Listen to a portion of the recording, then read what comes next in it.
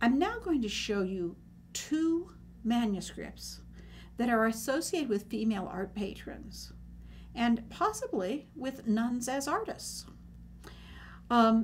These are both from the early 11th century, about 1020 to 1025. And the names of the abbesses are Hitda and Uta. You'll see that they are in abbeys in different parts of Germany. Here we have a page in the Hitda Gospels, named, of course, for Abbess Hitda. And you can see that she's actually named in gold letters, as well as the saint to whom she is presenting the codex. So she's giving this gospel book to the saint. It's Saint Wahlburger. And Saint Wahlburger was one of the early missionaries to the area of the Low Countries and Germany. And the convent is named for her. So the saint herself stands up on a little pedestal. It's decorated with scroll work, and it's accepting the codex. This particular convent or abbey of St. Wahlburger was in the area around Cologne, Germany. So in Western Germany, not too far from what today is the Belgium border. And it seems that it would be likely that the gospel would have been created by the nuns of the Abbey of St. Wahlburger, where Hitda was the abbess. Now let me argue that a little bit. One of the things that irritates me is when I'm reading a book about medieval manuscripts and they automatically assume that everything is made by a man. I have seen a textbook on the Hitda Gospels when they referred to the artist as he. And I thought, why? When we have a manuscript that identifies the abbot or the person in charge who ordered the manuscript, we automatically assume, and it's a good assumption, that it was created in the abbey where the donor was in authority. You know, he didn't go out someplace else and order one, that he used his own scriptorium. Think about the Igbo Gospels. The Igbo Gospels were given to Archbishop Igbo by Abbot Peter of Hovers. So we have said that this particular artist who creates this work, and the artists of the Utrecht Psalter and the artists of other manuscripts that share the same style, were from Hovers. It's logical. It's Occam's razor. That's a very medieval logical thing to say. Occam's razor, as we've codified it in more modern times, is the simplest explanation is the best. He basically said, you know, don't multiply difficulties, in other words. So that seems quite logical. No? The master of the Igbo Gospels came from Hovers. So why not, when we have a manuscript that tells us that it was commissioned by a abbess, do we not immediately say, well, of course, her nuns who are in her abbey and her scriptorium probably produced this manuscript. So we don't know for certain, but there's no reason to think that they were so incapable that they had to get a male to do the work. That just doesn't make sense. The abbeys, both male and female, and sometimes double abbeys. In fact, St. Wahlburger, the convent that the saint was the abbess of, was a double monastery. So she was actually in authority over some men. But the nuns could read and write and create manuscripts and copy manuscripts and do all these things as well. We have this very elaborate architectural structure behind us. It could represent the abbey. And you can see the church in the center with the two towers. They're supposed to be the crossing towers, but it seemed almost like they've moved one of them. It's kind of a cubist view, isn't it, of a medieval abbey. One of the things it does show that we saw in architecture is that Ottonian predilection for the articulation or the separation of parts. So we can see, just like we saw at Hildesheim, just as we can see, as we saw at Hildesheim, every section, sort of every building block of the abbey, although it does seem to be arranged in almost a way is like, let's show you all the things, even the parts that would be covered up if we were actually looking at it. There's also a suggestion of landscape. You can see these wonderful free brushstrokes down here at the very, very bottom that indicate foliage, and some others rising up. And then I'm assuming that that gray is water. And I don't know whether the great arc is just simply a shape in which, to silhouette the saint, or is it supposed to indicate some kind of structure like a mountain? I'm not sure about that. I'm not quite sure what that's. I'm not quite sure of that. Okay. Here are two images from the Hitda Gospels that we're going to look at: the storm on the Sea of Galilee and the Nativity. Let's look at the Nativity first. When we say the Nativity, we're referring to the birth of Christ, the Nativity of Christ. And once again, we see this articulated architectural structure that is very decorative, that in this case would represent the city of Bethlehem.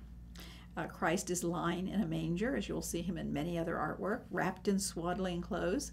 And you see the ox and the ass right near him. There's a wonderful medieval legend that says that when the Christ child was laid in the manger, he was warmed by the breath of the ox and the ass, who were paying him proper homage. Mary seems to have gone to sleep, and she's on this red pallet. You always see Mary on this red pallet. I have to admit, they always remind me of air mattresses, although that's certainly not what they are. But you see them in Byzantine art as well, so certainly some influence coming in there. And then you see this beautiful pattern. Just as Christ is wrapped in swaddling clothes, his mother is wrapped up almost as though she's in a cocoon. And she has these very long sleeves that hang down almost in a triangle with borders that are patterned, and the whole cloth is covered with patterns made out of little dots, which reminds me very much of the clothing that we saw with the diptych of the doubting Thomas. I should mention Joseph. Joseph is in a very traditional position. We see him over and over again in art, sort of seated off to the side in the Nativity, he's resting his head on his hand and his elbow on his knee. He might be sleeping. He might be contemplating. The gesture is used for both. But it's also a suggestion that he doesn't have a lot to do. And in a way, it reminds us that Joseph is not, according to Christian doctrine, the biological father of Jesus. He's the foster father, and that God is the actual person who's, the Holy Spirit overshadowed Mary and impregnated her. I have to show you this wonderful image, which is so original. The storm on the Sea of Galilee. Jesus is out on the boat with his apostles. You remember that some of them were fishermen. And a great storm comes up. Well, Jesus is sleeping, and the disciples are terrified. And so, they wake him up, and, he's like, you have so little faith. And of course, he stills the storm. He calms the storm. But they're not showing the moment when Jesus is actually calming the storm. They're showing the terror of the apostles and the most wonderful, liveliest boat. This is painted, it's almost like, it's German Expressionism. We have, of course, an art movement in the early 20th century called German Expressionism, but certainly you have the imparting of emotion here with very free brushstrokes. You can see them particularly sail. And so they're visible, they're very freely painted. And this gives it a very dynamic, active quality, as do the forms. So you have almost on a diagonal, but a very curving one, this boat which has a dragon head and it seems to have a tail that's whipping around. And if you follow the tail up, of course, you see the sail has come loose and it's just billowing and whipping in the gusts from the storm. And in fact, the water is rising behind. We see blue way, way high, almost filling the entire frame of the picture, as though, they might just very well be swamped. So very, very exciting composition and very dynamic and active. We also ought to point out that Christ is the still section. With all this activity going on, he is quiet and he's still. And once again, you see this sort of abstract shape that is his lower arm and the triangular shaped sleeve that hangs down. I half suspect the artist of just not wanting to paint hands, but it's a wonderful device. It's a very interesting shape within the whole composition.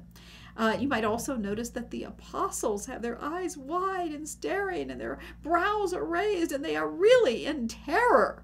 So it's an extremely emotional image. And I should also mention that there's no other image like this in the history of art that I know of.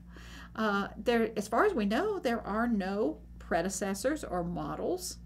So it is a very original work. We often talk about the influences on medieval manuscript, and we even have debates about whether a manuscript is copied from an earlier manuscript or compiled. As far as we can tell, this is an extremely original manuscript, which may very well have been painted by women. Maybe they had to make it up themselves. Maybe they didn't have all the source books that a monastery might, or have access to them because they could not go out and visit. Women were encloistered quite strictly. They had to stay behind the walls of the convent. And here's just a few other images. A very active Annunciation, where the angel is striding in, or maybe he's just landed. This interesting shape, it almost looked like a kind of cave, but I'm wondering if it could be the veil of the temple. There was a story that Mary was in the temple, that they had taken a number of virgins into the temple. This is from an apocryphal gospel. And she was weaving the veil of the temple of Jerusalem when the angel came to give her the news that she would bear the Christ child. And over here we have a scene that you don't see too often. It's Christ healing Peter's mother-in-law. Sometimes it seems like the clerics would like to forget that Peter was a married man. He had a mother-in-law, particularly when they're arguing for clerical celibacy. But this was one of Christ's miracles.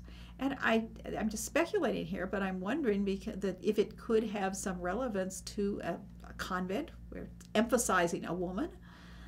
She's there front and center and interacting with Christ. He's actually holding her arm.